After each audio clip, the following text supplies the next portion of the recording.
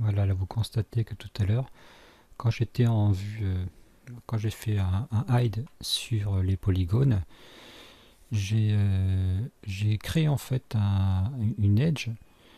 Et le souci, c'est que vu que les edges qui étaient derrière étaient cachés, les edges, en fait, tous les polygones qui étaient derrière étaient cachés, automatiquement, ça n'a pas été pris en compte.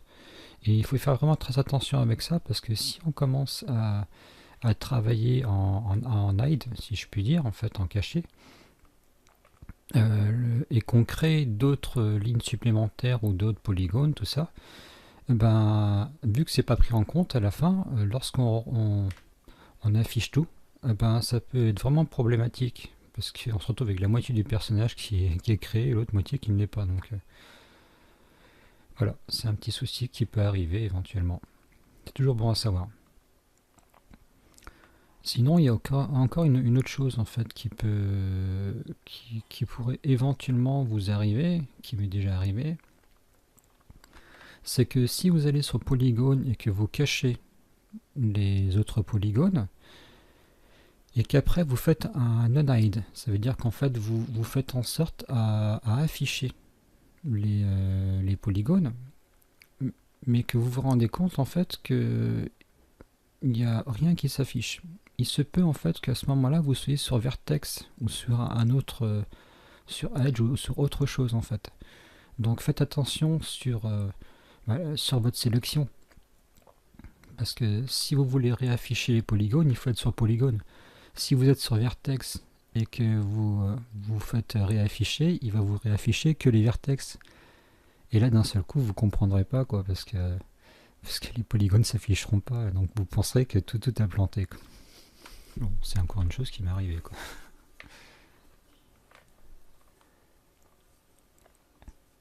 Voilà, là j'essaie de définir la bouche.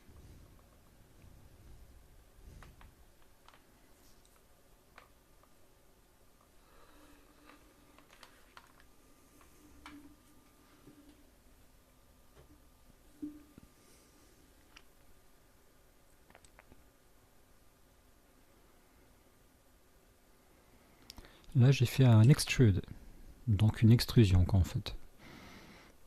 J'ai sélectionné mes polygones, j'ai fait une extrusion.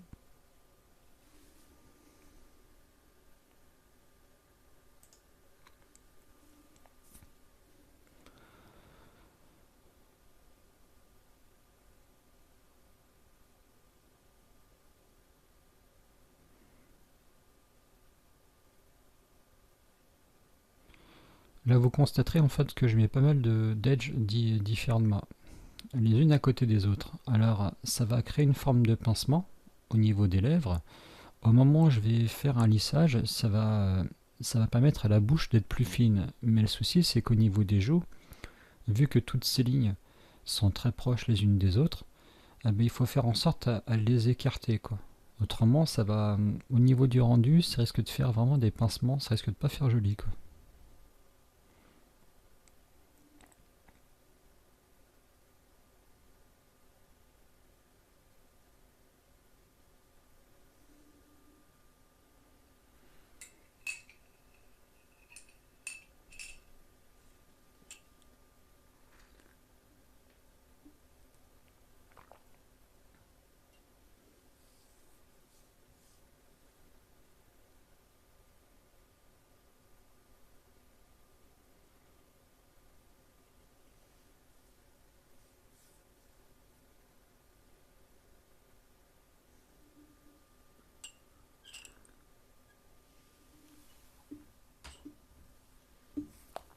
Voilà, c'est plus ou moins ce que je vous expliquais en fait.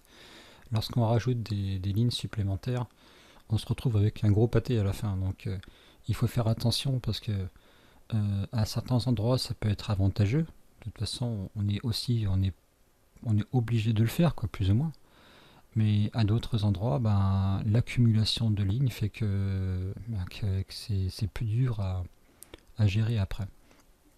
Maintenant, je pense qu'il y a encore d'autres méthodes à faire. D'ailleurs, j'aurais pu éventuellement faire en sorte à faire une forme triangulaire, je dirais, à la pointe des lèvres, quoi, en fait, en bas des lèvres. Et ça m'aurait peut-être permis de supprimer en fait le reste des edges qui se trouvent au niveau des joues, quoi. C'est peut-être possible, quoi. Faut essayer à chaque fois de trouver une petite combine qui vous permette en fait de faire en sorte à minimiser le nombre de segments, quoi, et d'arriver à avoir un rendu assez correct, assez propre, quoi.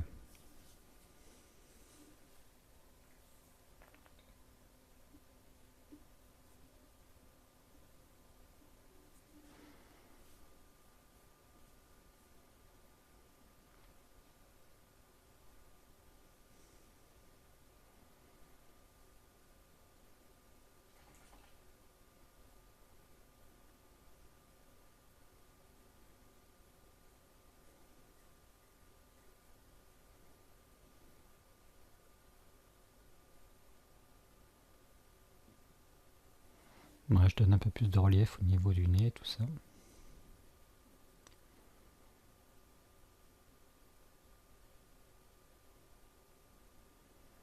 C'est aussi beaucoup d'observation la 3D, hein, parce qu'arriver à représenter un personnage qu'on connaît pas ou alors un animal, les animaux sont pas évidents à faire parce que ce qu'on voit pas toujours sur une personne qui crée un personnage en 3D, donc un animal par exemple, il faut qu'il prenne en compte aussi les articulations de l'animal. Donc automatiquement sa démarche, tout ça, au niveau de l'animation, ça doit vraiment être étudié, ça c'est pas fait au hasard, quoi. Donc au moment de sa conception aussi c'est pareil, quoi. Il faut que les articulations soient bien placées, que voilà, tout soit bien calculé. Là dans mon personnage je ne rentre pas dans le détail par rapport à l'animation. Je vais essayer de faire en sorte à animer ce personnage par la suite. Mais bon, on verra bien ce que ça donne, quoi. Il y a des choses que je ne connais pas et par contre au fur et à mesure que je les découvre, je vous les fais partager, quoi. C'est la meilleure façon d'avancer, hein. C'est le partage.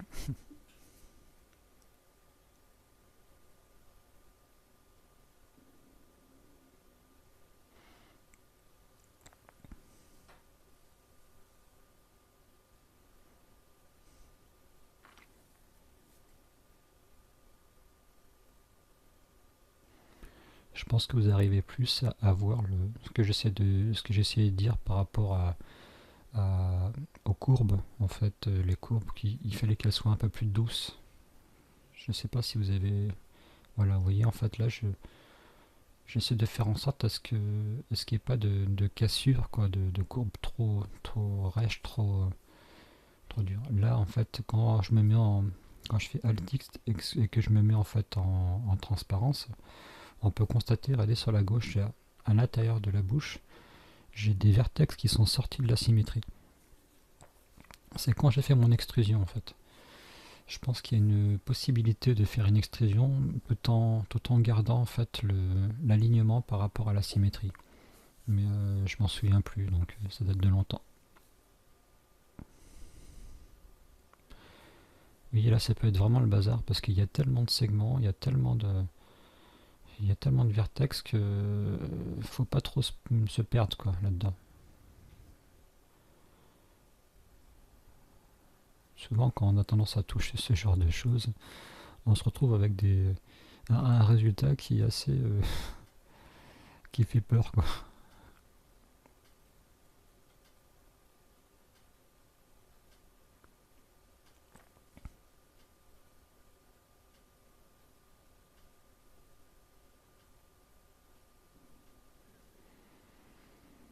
Voilà, j'essaie vraiment de respecter au maximum le personnage.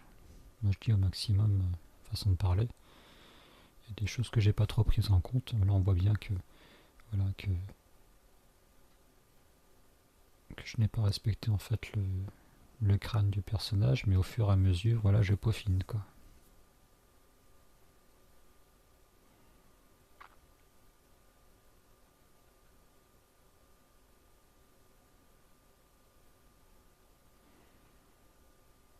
Voilà, on se retrouve quand même avec quelque chose d'un peu plus clair que tout à l'heure, hein.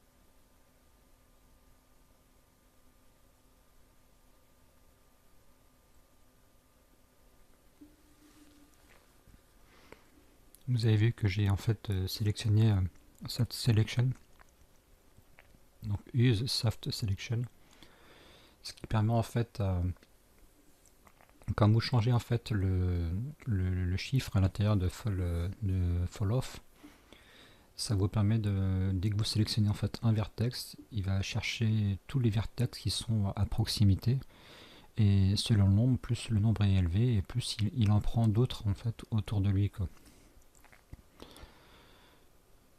Donc là j'en ai mis plusieurs, donc automatiquement bah, il y a tout le groupe qui vient avec, et en même temps tout le reste de la bouche va suivre, quoi. Parce que le reste de la bouche est coloré aussi.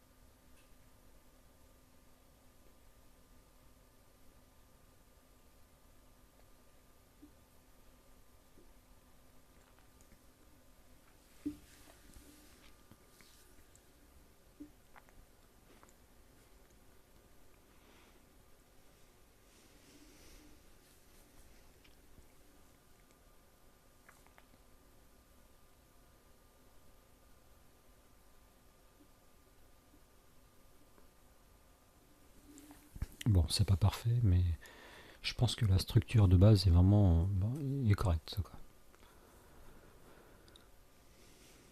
Ouais.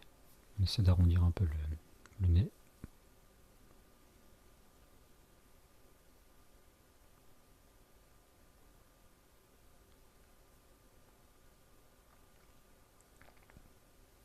Voilà, vous voyez en fait ce pincement au niveau des lèvres.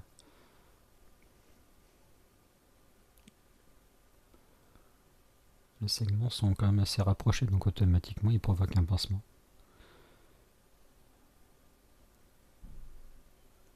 On voit bien qu'il y a un creux là, au-dessous de la lèvre. Voilà. Donc dans ces cas-là, là je dirais plutôt qu'il faut partir sur l'axe des X pour tirer en fait. Donc on sélectionne plutôt le rouge là. On tire sur la flèche rouge. Et on ne prend pas l'ensemble des vertex, quoi. C'est une petite technique à bien comprendre.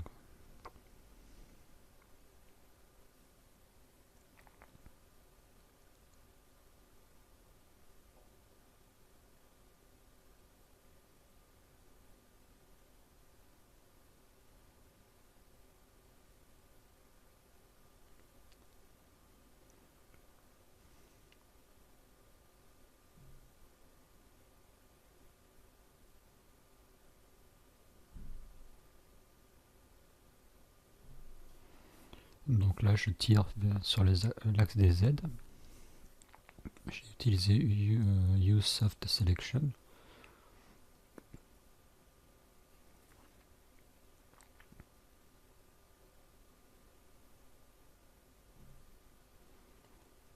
Et on voit bien sur le côté encore que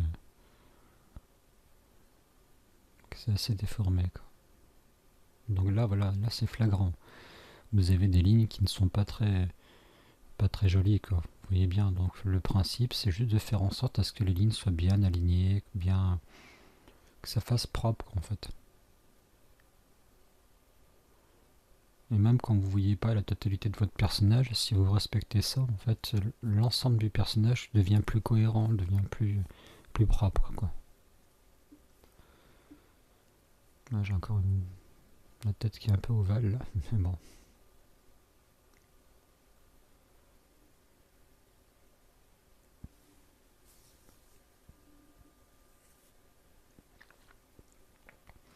Il faut aussi prendre en compte qu'on n'a pas la vue du derrière. Donc, c'est pas... Il y a certains moments, on peut avoir la vue du dessus, la vue de derrière, bah, sur la main, on pourra le voir. Et il y a certains paramètres quand on les a pas, c'est pas toujours évident d'être cohérent par rapport à notre façon de reproduire le personnage, quoi.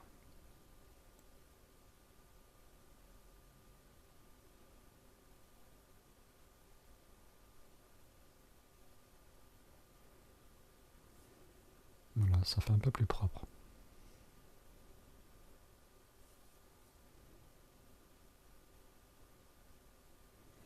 Bon, je pense que là, voilà. Ici, je vais attaquer les yeux. Donc, j'ai regardé sur internet de façon à voir comment étaient faits donc les yeux du personnage, comment quelle texture je pouvais leur appliquer. Et j'ai cherché en fait à savoir comment moi j'allais créer ces yeux en sachant que les yeux vont être déformés. Donc ça part d'une sphère et elles seront et elle sera donc déformée. Donc j'ai décidé de juste faire deux sphères, donc une noire et une blanche par-dessus. Donc la blanche permettrait de jouer sur la luminosité. Donc là j'utilise l'outil pot de peinture sur le calque qui est sur la droite, voilà.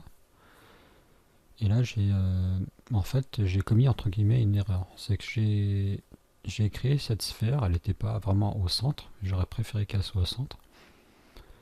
Et vu que j'ai commis une erreur, je me suis pas embêté, j'ai juste créé un calque au-dessous en blanc. Voilà, ma sphère est au centre, donc ça pose aucun problème, quoi. Là donc j'ai créé ma sphère noire. À l'intérieur je vais mettre une petite sphère blanche.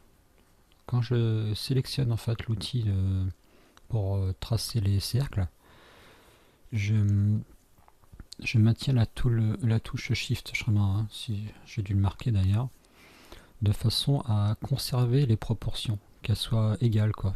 Que la largeur et la longueur soient exactement les mêmes.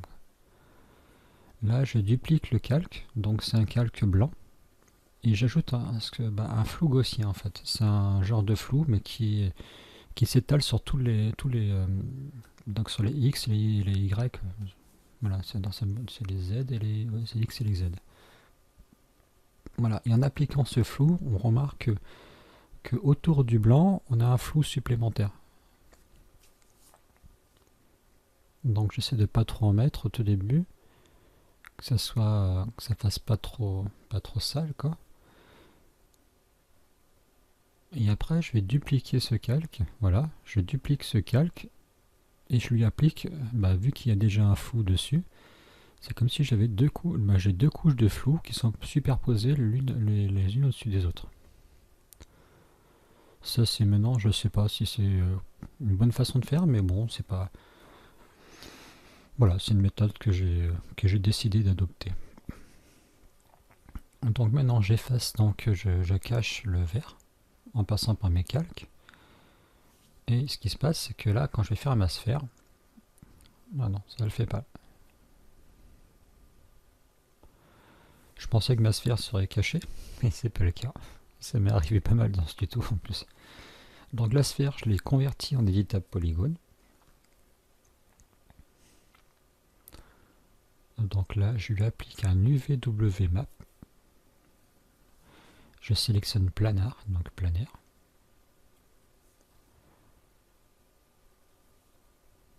De façon à ce que la texture soit juste sur un plan qui soit plat, quoi, je dirais. On peut utiliser sphère ou ce genre de choses, mais bah, je pense que dans ce cas de figure, c'est pas ce qu'il y a de mieux, quoi. Alors peut-être que je commets une erreur en disant ça, je sais pas. Faudrait que je vois. Là, je change en fait l'axe. Je viens de changer d'axe en fait. Donc j'ai cliqué sur Open UV Editor. Là, j'ai sélectionné donc l'image que j'ai mise. Donc là, les paramètres UVW ont été pris en compte. Maintenant, j'ai créé donc un matériel standard. Je lui applique la bitmap, donc l'image qu'on vient de mettre. Et ce qui se passe, c'est que là, on ne la voit pas. Là, ça, c'est les paramètres du VW, en fait. Voilà. Quand je change les paramètres, regardez, juste au-dessus de l'œil, il y a du noir qui s'affiche. Voilà. C'est parce que, en fait, je suis parti sur un axe qui était différent. Mon plan, je l'ai mis sur une, je dirais, sur la vue top, comme si on pouvait regarder de dessus, quoi, en fait. Dessus et dessous, quoi. Donc là, ce que je fais, c'est que je change juste je fais tourner mon œil, quoi. Maintenant, je définis plus ou moins la taille que je vais avoir par rapport à cette pupille, cet œil.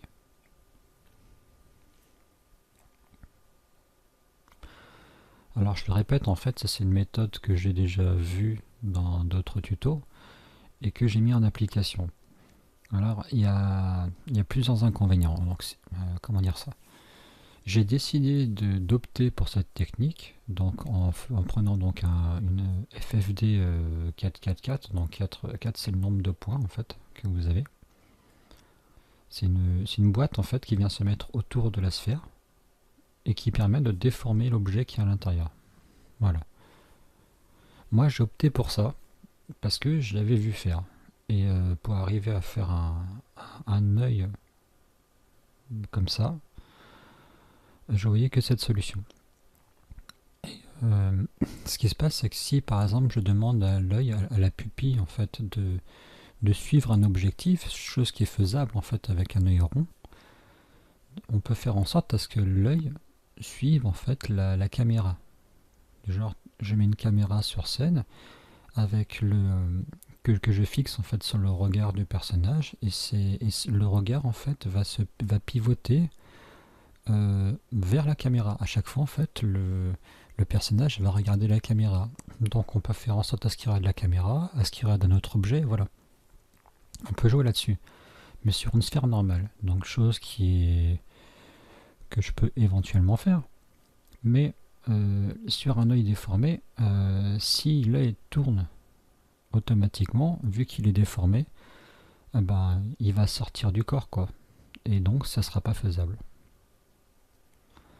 Donc là je me suis dit, la meilleure solution, c'est d'utiliser les textures. Donc là, j'applique une texture par-dessus cet œil. Et par rapport à cette texture-là, je fais en sorte à me dire que bah, si mon personnage veut regarder à droite, bah, je vais juste changer les paramètres de cette texture. Alors c'est sûr que pour l'animation, c'est pas ça. Parce que la texture, si par exemple, on le verra tout à l'heure, lorsque je change les paramètres de la texture et que je décide que la pupille soit plus sur la gauche, vu que mon œil est déformé, la texture en fait va épouser cette déformation et la pupille ne sera plus ronde, quoi. Elle sera déformée par la courbe de la sphère. On va le voir après.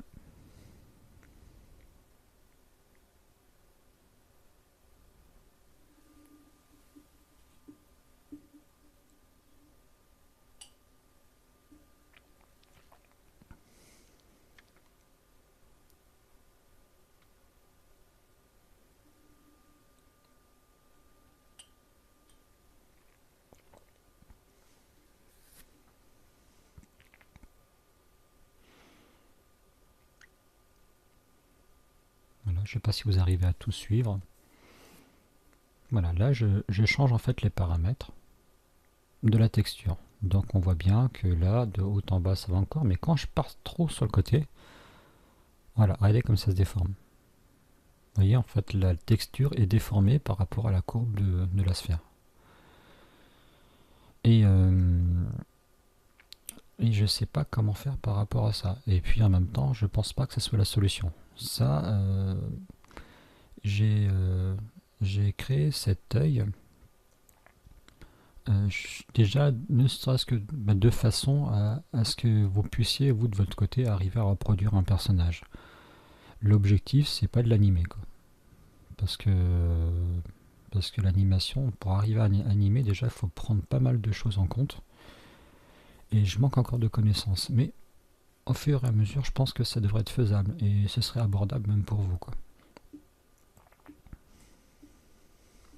Voilà, ça fait plus ou moins propre.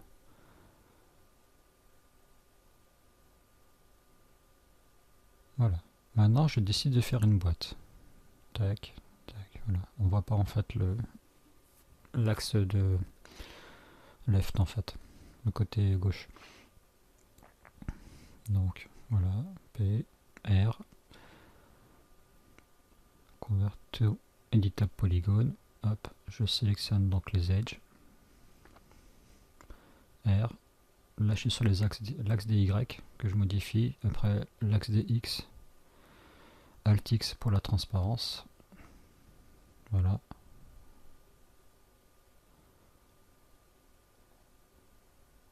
Voilà, j'essaie plus ou moins de faire des sourcils qui soient. Faut pas. Enfin, pour ça, à mon avis, moi je me casse pas la tête par rapport à ça. C'est pas le plus compliqué, quoi. Voilà. J'ai donc rajouté une edge.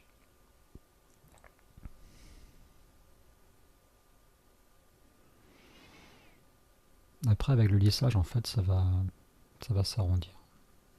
Hop, par déduction d'ailleurs.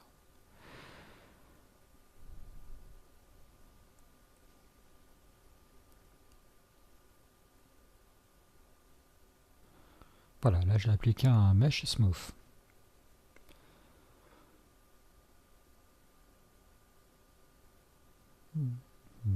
Voilà, je change de couleur. Là, je vais mettre en noir comme l'original, quoi.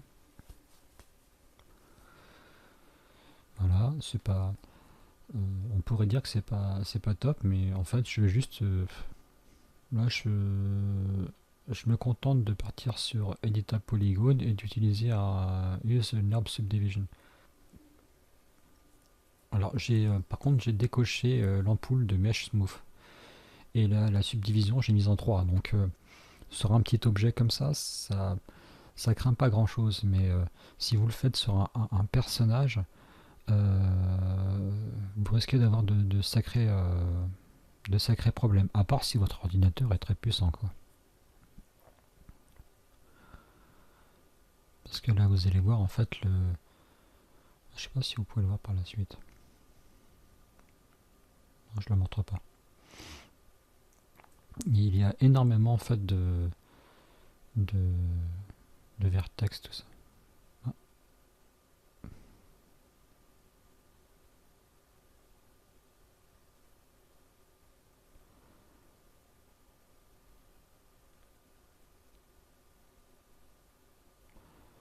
Voilà, c'est plus ou moins ça. Hop.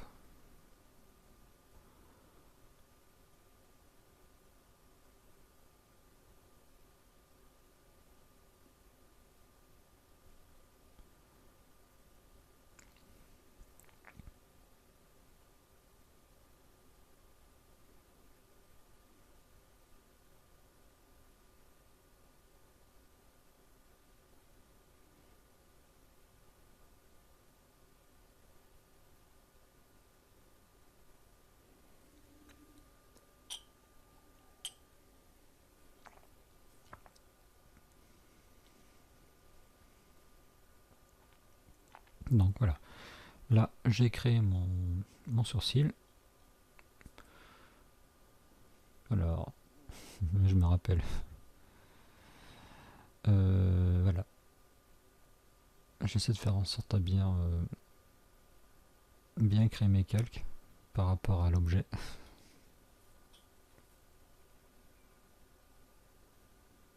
Voilà, j'ai fait une copie par symétrie, comme vous avez pu le constater tout en haut. Et si vous n'avez pas trop compris, revenez en arrière. Hein.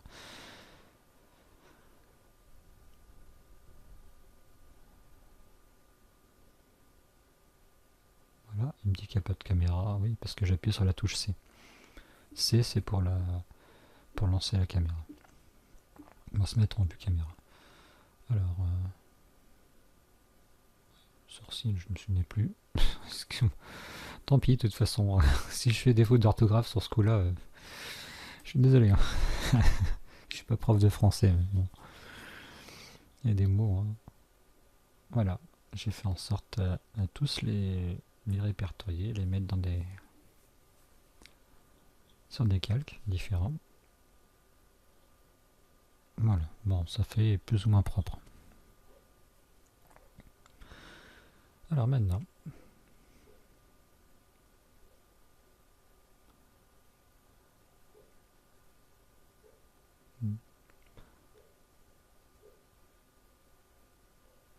je pense que j'étais parti plutôt sur un gris, là, pour ne pas être vraiment sur du noir. Ouais.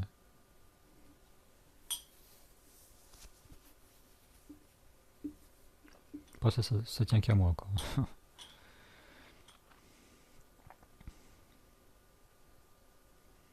Ah, j'ai appuyé sur une touche qu'il fallait pas.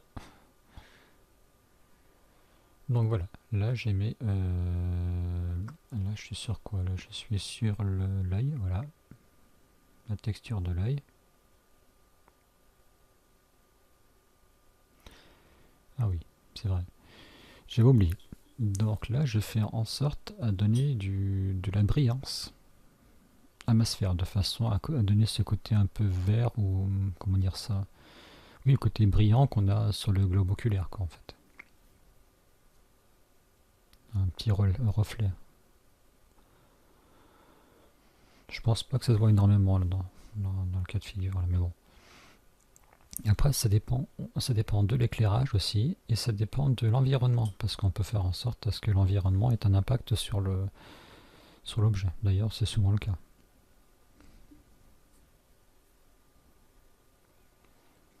Là. Hop, j'enlève les sourcils, les yeux, de façon à ne pas être gêné. Voilà, vous avez vu en fait Freeze permet de geler en fait la sélection. Voilà.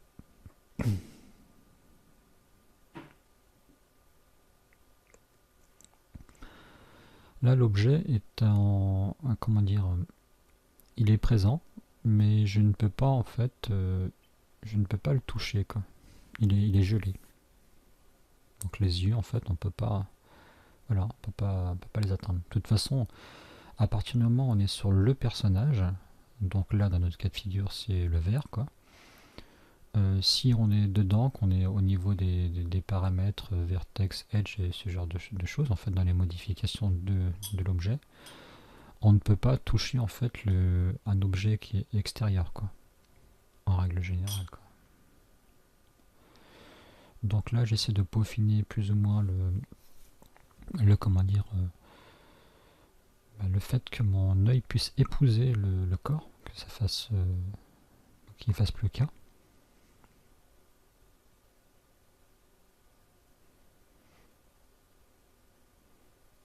Je vais voir par la suite au niveau de ce tutoriel comment faire pour peaufiner le personnage et voir si je peux pas trouver des techniques différentes. Donc pour l'instant vous allez devoir vous contenter du peu de connaissances que j'ai, si je puis dire. Et au fur et à mesure, je modifierai ce personnage de façon à vous faire découvrir ce que moi j'ai appris de mon côté. Ça va vous permettre d'avoir une plus grande palette en fait pour comprendre le fonctionnement quoi. Il suffit, c'est pas la peine d'avoir 10 000 tutos, hein. Il suffit juste d'un ou deux pour arriver à comprendre le fonctionnement, hein.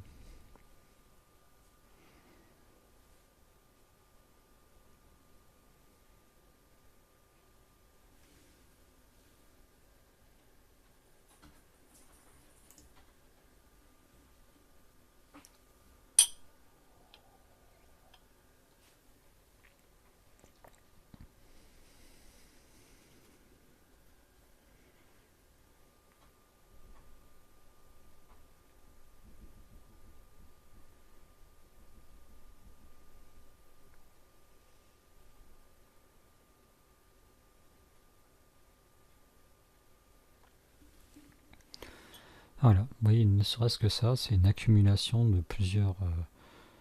Bah ça, c'est l'extrusion en fait que j'ai dû faire là, qui a rajouté des vertex supplémentaires. Donc à la fin, on se retrouve avec un entassement et à certains moments, on ne se rend pas compte qu'on peut provoquer ces entassements. C'est pour ça qu'il faut revenir assez souvent autour du personnage de façon à voir si on n'a pas accumulé non plus trop de trop de choses dont on ne voulait pas, pardon. Là, je me casse pas trop la tête. De toute façon, la partie qui est derrière l'œil ne se verra pas. Donc moi, le principe, c'est d'essayer de faire en sorte à ce que l'arrondi fasse le tour de la sphère, quoi. Que ça fasse une forme de bordure. Vous constatez aussi les pincements qu'il y a par rapport aux vertex qui sont très proches les uns des autres. En haut à gauche, par exemple, de l'œil, on voit bien qu'il y a un pincement. Et ça fait donc ce pincement fait créer une ombre. Et cette ombre au niveau de votre rendu, après, ça fait pas très beau, quoi. À part si ça peut être volontaire aussi, hein. Voilà. Ce que je disais, vous avez vu le nombre de vertex qu'il y a ici. Voilà, celui-ci, je m'embête pas, je le mets derrière.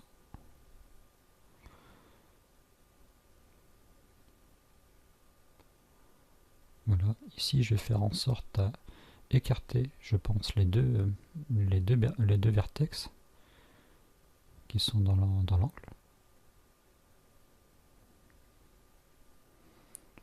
Sachant qu'ils sont trop proches l'un de l'autre, mais ils créent ce pincement.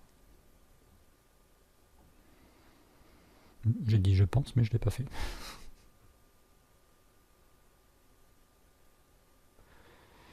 Si vous regardez ce tuto, il faut bien vous dire que ce que je fais, c'est une technique, hein. Donc, vous cassez pas la tête, essayez pas de faire ça au millimètre près. Essayez surtout de comprendre le fonctionnement et adoptez-le, en fait, adaptez-le, je veux dire, à votre propre méthode. Si je dis ça, c'est parce que sur beaucoup de logiciels, je me suis, moi, de mon côté, beaucoup cassé la tête à toujours vouloir reproduire ce que je voyais.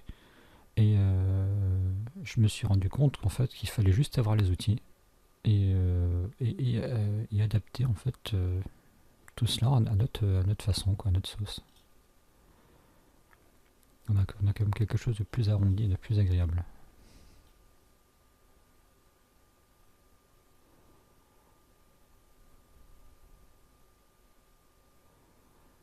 Ouais, c'est quand même plus. C'est un peu plus sympa là, on voit bien la courbe arrondie.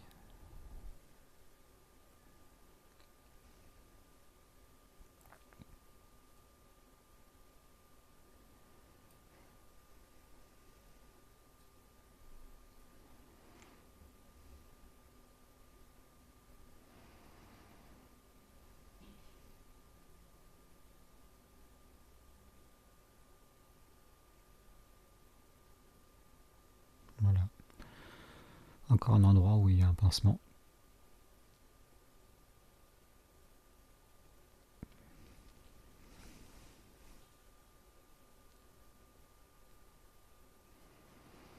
En vue de perspective, on ne voit pas toujours ce qu'on fait. C'est pas toujours évident. Je crois même que ce pincement, je vais le laisser. Je crois même que sur le rendu final, il y a encore un petit effet d'ombre, quoi.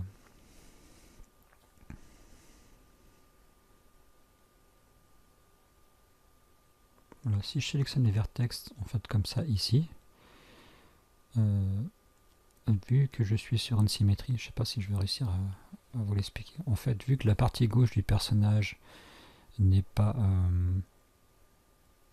il n'y a pas de vertex dessus, vu que c'est juste une symétrie, lorsqu'on sélectionne à partir de la partie droite vers la partie gauche, qu'en fait, on ne peut pas sélectionner en fait d'autres vertex. Je sais pas si c'est... Ouais, c'est un peu... C'est de la logique en même temps, mais bon. Je suis en train de... Je suis en train de parler pour rien dire.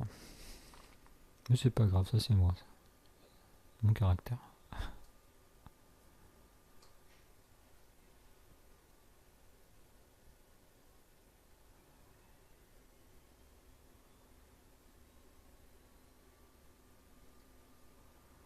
Voilà, là. On voit bien que ça ressort là. Hop. Vous avez vu aussi que j'ai fait en sorte à ce que les yeux ne soient plus affichés. Ils m'ont servi de repère et maintenant je préfère ne plus les afficher de façon à voir si c'est cohérent en fait ce que j'ai fait.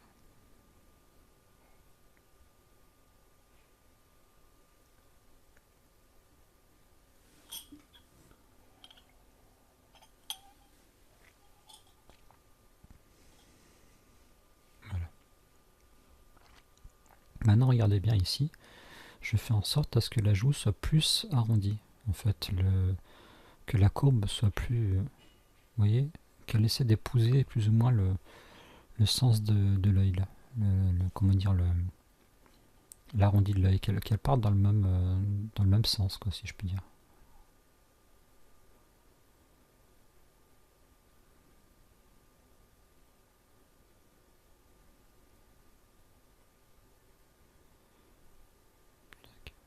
Ouais. Hop, on a toujours un pincement au niveau de la bouche, tout en bas, on voit bien une ombre, juste sur le coin de la bouche. On a la pointe aussi des lèvres qui fait trop pointu. Le bout des lèvres, là. Mais tout ça, on ne peut pas tout faire d'un seul coup, donc il faut revenir par la suite. Voilà, c'est pas trop mal. On voit bien en haut à gauche, hein, quand même, hein, au niveau de l'œil, qu'il y a des choses à revoir, quoi. Mais ça, peut-être qu'avec un lissage un peu plus intense, ça peut aussi... on peut très bien ne pas y faire attention, quoi.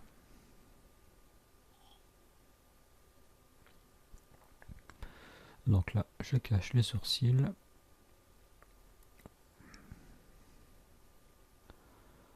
Hop.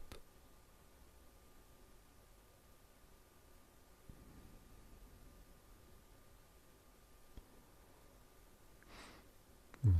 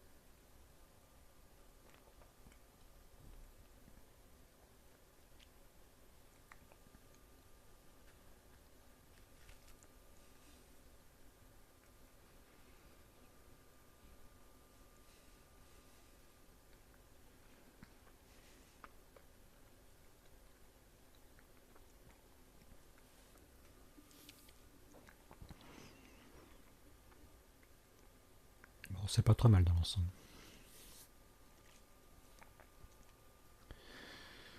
Alors, qu'est-ce que j'avais décidé de faire à cet endroit-là? Oui, j'avais... Est-ce que j'avais pas défini une texture selon l'œil? Œil droit et œil gauche, je sais plus. Non, là, je pense que j'ai... Oui, en fait, je vous montre que c'est important de trier tout ce qu'on fait. Donc à chaque fois, sur chacune des textures, chacun de vos objets, vous mettez un nom. Comme ça, vous voyez, en fait, quand vous arrivez, par exemple, sur votre bureau, quoi, si vous voulez, quand vous appuyez, par exemple, sur la touche H, vous avez tout. Vous avez vos caméras, vos lumières, vous pouvez leur donner un nom. Et vous savez exactement à quoi ça correspond. Donc vous n'avez même pas besoin de vadrouiller sur tout votre... sur votre plan de travail, quoi. Je sais pas... C'est un bureau, quoi, je veux dire ça. Vous avez juste, en fait, à sélectionner l'objet directement en appuyant sur la touche H. Alors oui, là j'essaie de définir une couleur différente par rapport au vert. À savoir que ce que je vous montre là, le logiciel avait planté à cet endroit-là. Donc je m'étais... comment dire ça, j'avais dû tout refaire. Donc à plusieurs reprises j'ai dû tout refaire, quoi. C'était... c'est un inconvénient que j'ai avec ce logiciel. Que ce soit sur les deux PC que j'ai, à chaque fois je me retrouve avec des trucs, je comprends pas ce qui se passe. Bon, là voilà. J'ai mis un peu de brillance à mon personnage. Je sais pas si c'est vraiment une bonne chose. Pour moi, un vert, c'est un peu visqueux, quoi. Donc, je l'ai fait comme ça. Maintenant, il y a toujours une possibilité aussi de rajouter des reliefs. Je pourrais voir ça avec vous par la suite. Ajouter une forme, un petit côté granuleux à votre personnage. C'est toujours faisable, quoi.